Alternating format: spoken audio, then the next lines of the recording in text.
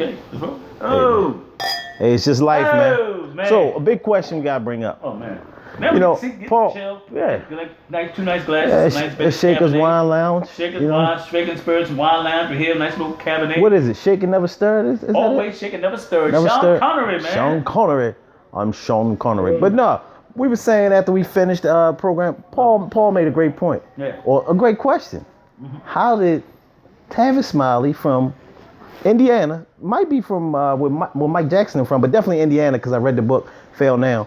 How does Tavis make it? Well, Paul, what'd you say? Y'all know, I don't know, but go ahead, Paul. Well, you ask this question. Man, I'm asking the question. How does somebody from nobody, Indiana, end up in LA staying at Jim Brown's house? Well, that's the thing. He was staying at Jim Brown. Yes, you didn't know. Jim Brown. He stayed at Jim Brown. Yes, he stayed at. Serious? That's where he landed at. Huh? That's where he landed at. He left from Indiana. So this is what happened. If my memory from Fail Now reading the book. Tavis leaves Indiana. He didn't finish the last year of school. He got out there. He did an internship in LA at the mayor's office, right? And he got cool with the mayor, at the mayor's office. So talk about good connections. And LA, one of the biggest cities in the US, in the world. Mm-hmm. He does an internship there, boom, boom, boom. So he get a job and he wants to start working like a lot of people. You taste money, how much he was getting. It wasn't probably a whole lot, but it was more money for a college student. He started working. He never went back to school. He actually never graduated.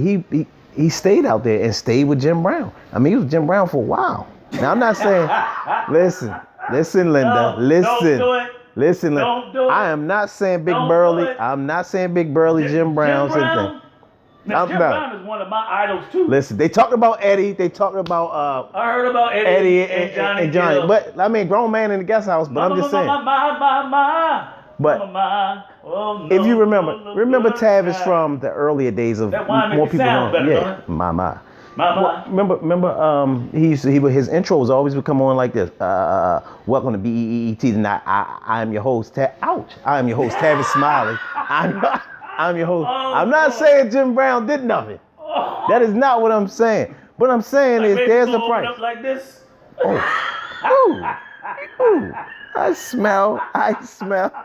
But I am saying this. Tavis, I'm sorry, man. That was Jake LaMotta. That's what I'm saying. And he made a great point. How did he get successful? And that's a question a lot of people want to know. A lot of people have talent, right? Mm-hmm. Talent is not the answer. No, because think about singing. Don't know nobody, you ain't going nowhere. Every church USA is a big fat lady that can sing at every church. Mm-hmm. Might be a skinny one, but it's definitely a big fat lady at every church that can sing every week. Better voice than recording artists. Right. But that's not what life is about. 10% talent, 90% show business. And also what you're willing to do. Sort of like that dude down at the Horseshoe Casino, right? Oh, man. Man, we want to talk about this. You know what? I wasn't going to bring this up. The dude at the Horseshoe? Was that funny or was that funny? It was funny. The legs up in the air like this. I was like, is this Laurel and Hardy? Like, the dude, he was talking. Boom. Boom, boom, shakalaka. I mean, he got boom, shakalaka or Ray Rice. But everybody backed up like the man had a gun. He had his cannon. I don't know who the dude was. Well, it was a right cross. Beautiful right cross. And another thing too, if you saw the security guard, he was walking towards him, so he walked right into the punch. Yeah. But the thing was, and cocked it right on the chin. If you guys, I'm gonna start calling him NyQuil. If I ever see security guard, you NyQuil. Well, here's the interesting thing. NyQuil. The one who was the one who got laid out with the yellow shirt, he was not even the aggressor. It was the guy with the blazer on, the other security guy talking, and he just laid out the other guy. I want to know something. I mean, that brother was pushing 280, 290, maybe 300. Easy. But yeah, slower foot they call it. But my Lord. He laid him out. Brother, man, he needs to get with Floyd Mayweather promotion. Down today? Can they sell that? He can sell tickets because I said, who you gonna knock out? I mean, he's knocking up guys better than some of these fighters out here. Because I'm talking about, we're not talking about Floyd ain't got no staggered. I'm talking about, he's like Teofilo Stevenson. All right, I'm backing it. If you can take one punch from this dude, I got 10 grand. 10 grand if you can take one punch from this dude down at the Horseshoe Casino. After he get out on bail. You know what? That's taking it back to the old days. But you folks should stay tuned for our show we have. I'm one talking punch. about like John L. Sullivan. Man. I mean, it was tough. What else is going on in pop culture? You know what, man? We're going to go back. I'm telling you something. We're going back to the Louisville scandal. Oh, my God. I got to go back to there. Louisville Sluggers. You know what? I'm going to say something. In all sincerity, You know, the whole thing is bad. It's a bad situation. Yeah, but let's talk real. Let's get real here. When you're talking about spending $10,000 and you do a big time college program, got smooth, slick Rick Pitino associated with it, have everything, all carte blanche, things associated with this program, and then you come talk about, all right, we're gonna go there. We're gonna go get some ladies of the night.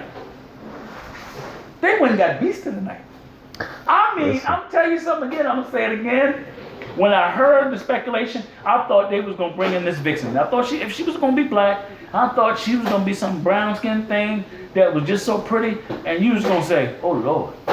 And of course, every man gonna be a man. You thought she was gonna be a mulatto. That woman in there, and I saw her mulatto. on outside the lines today, and I said, if that's supposed to be Foxy Brown, she looked more like Bundy Brown. Yeah, it's tough.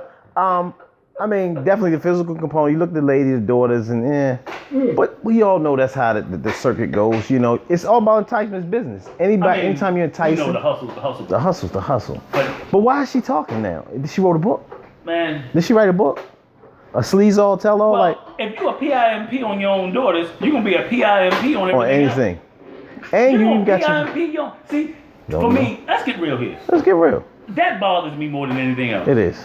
I understand everything she did. If she did what she did, look, you meet some cat in the barber shop, he runs down to you, look, mama, we trying to, do something. We want you to be connected with the program, bring some of the ladies in, you got them nice and thick and pretty, nice and juicy. Come see these young dudes, get them enticed, help them sign to U of L basketball program. You help us, we help you. You scrub my back, I scrub your back. You know, everybody knows my back. Part of the game. Back, behind the scene deals are done.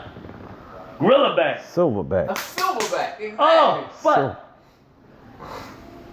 to put your daughters into it.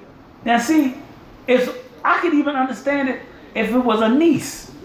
I could understand if it was a distant cousin, your third cousin. She come up from Alabama, Mississippi, don't have nothing going on.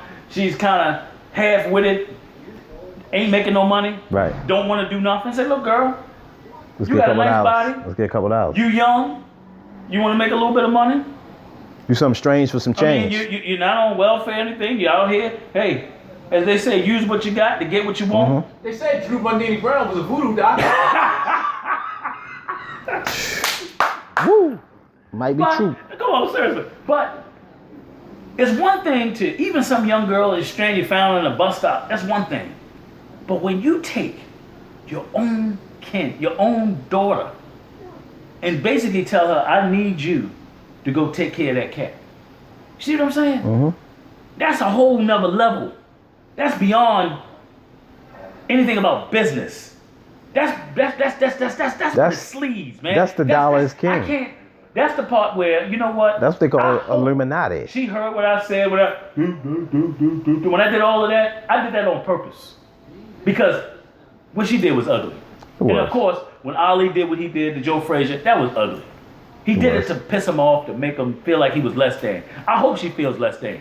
And people buy that book. Anybody that buys the book to put money in their pocket, they stupid. Because this woman pimped her own daughters. This and at the end of the day, that's it. She's that's running. Where she crossed Here's the thing, though. She's running through all the major media outlets. And where's their fathers? Where's the fathers of these daughters? Where was the father when it happened? Where's the father's daughter saying, wait a minute, what are you doing? Putting my daughter, regardless if they separated, whatever, if they're not seeing each other. But that's a great point. Well, the daughters look like they're grown now, and you just transition to another valuable point about women. Maybe the mother ran the man away, and people say man shouldn't be ran away, but the reality in the community, that's what happened. Women run men away. I used to think that every man that wasn't there was some bad guy. No, it was a nigga that got tired. That's what it was. It was a man that got tired. If you don't like that term, it was a man that got tired of dealing with the bullcrap of the woman. And it's always, especially when they're younger, the gateway to the kids is through the woman. So women will do different things. They'll take a kid's cell phone, so you have to call through them, because deep inside they have a bitterness and hurt from their involvement with that man. Or if they don't, even if it's not an attachment to the man, they still want to hurt that man in some way. Because the reality is, let's deal with it, the man probably hurt that woman in some way, in some kind of way. And he was like, well, I'm sorry, babe. And I'm sorry, don't work for women. I'm sorry, just don't work for women. They want you to feel how they feel. If you ever hurt a woman, I'm sorry, it's not that. She might smile on your face, but I promise you, she wants you to feel how she feels. But JJ, man, this is something when we look at it, we gotta look at it in the big picture. Okay. Okay. We gotta look at the effect this is on African American women. What this woman's doing? We've already heard, remember C. Lois Tucker? And I'm gonna say it. Yeah. Remember she said, Pop we used to talk about it. African American women in the black community are being called whores, bitches, and sluts. Mm-hmm. Now, with this scandal, and I'm saying this, and don't bleep it. Yeah. I see some hoes. I see some greedy bitches. I see. And I see some sluts.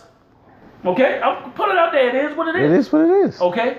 And when you put your own daughters, if she was doing this on her own, I can understand, you're a woman out there, you hustling, you on your own. Mm-hmm. You've had to be on your own, had to raise your daughters on your own. You ain't taking no handouts. You're going to do it. You're going to earn the money the way you got to earn it. Because, hey, there's a lot of guys that grew up who mother might have went out, and when she did what she did, they woke up in the morning, she had enough money to get oil. Because there might not have been no heat. Right. Or it might not have been no food in the refrigerator. She did what she had to do. Leave the money on the nightstand, baby. Hey, that's right. Hey, things like that happen, okay? But when you're talking about taking your daughters and putting them into a situation where you like, girl, you have to do such and such. If he asks you to do such and such, or if you got to get and lay on your back, you do what you got to do.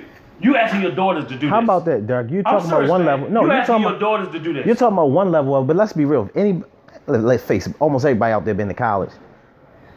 Gangbang situation. College is not just straight one-on-one sex a lot of time. Right. There's a lot of gang banging that could have Exactly. went. So basically, you was getting your daughter smutted and slutted out, as we say.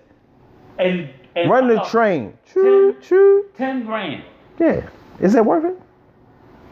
I'm telling you this. But they say everybody got There's a price. spirits. It's gonna be some spirit. These gonna be some broken spirit people. They say everybody They're got a already price. broken. It's already broken because right there, that's already broken spirits, man. Everybody got a price.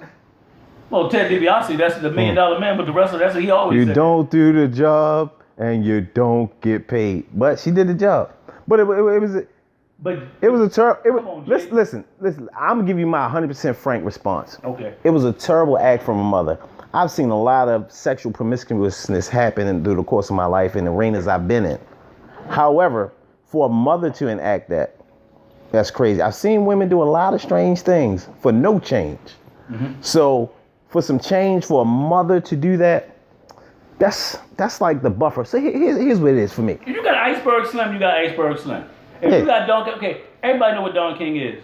Yeah, Okay, you get into a certain arena, you expect this is what's going to happen. exactly. If you're a girl and you out there, if you see 8 girls walking the street and you're a girl and you decide to walk that street and that guy say, well, any woman that walks the street is mine, means that your behind is mine and what you make comes to me. Right.